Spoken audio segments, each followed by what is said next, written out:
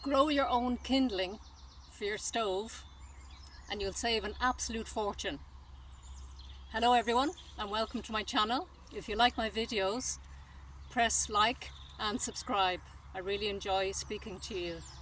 So I have a lovely story attached to this. Actually, first of all, I'll just explain to you what I do.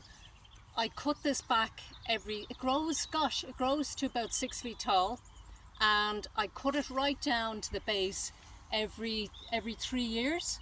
What I do then is I leave it in the garden to dry out for about 8 months, and then I literally just run my hands down, and the leaves just fall, they just flake off, and then I just cut it into whatever 8-10 inch lengths, and that's it. Then I've 3 of these in the garden, and it actually does me for the whole winter, and it just burns really nicely.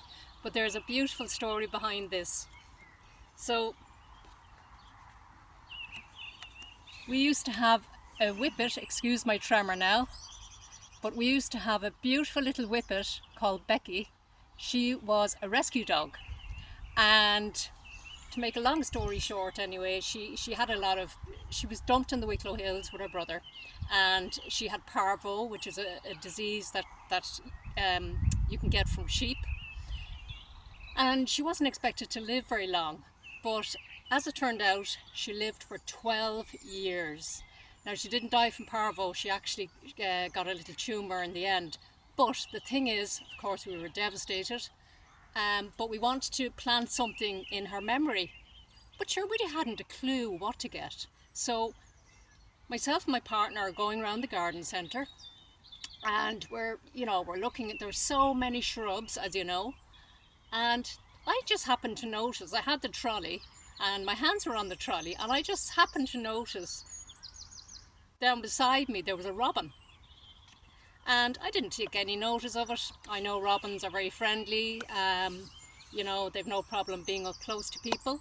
So I'm trundling along anyway, and the next thing, the robin got up on the handlebars of the trolley. So I'm chatting away to the robin. Again, I don't think any more about it. There's lots of birds around the place. And we're trying to figure out which shrub do we get. So the next thing, the robin came off the handlebars, and it went along a low wall, and it stopped at this particular shrub. And we walked on, but the robin didn't move.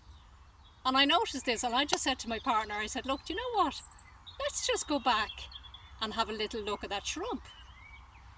Now, you're not going to believe this, but when we came back and we looked at the label on the shrub, it was the dogwood.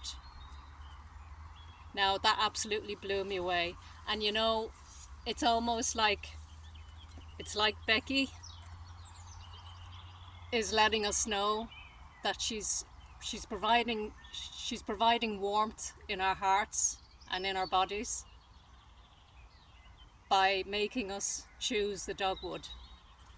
And nature, since then I have learned to listen to nature more and be in tune with nature more, because this whole thing with the dogwood and the robin, I really don't think it was a coincidence. So I just wanted to share that lovely little story with you because I think it's beautiful. And thank you so much for watching my videos, and mind yourselves. Bye bye.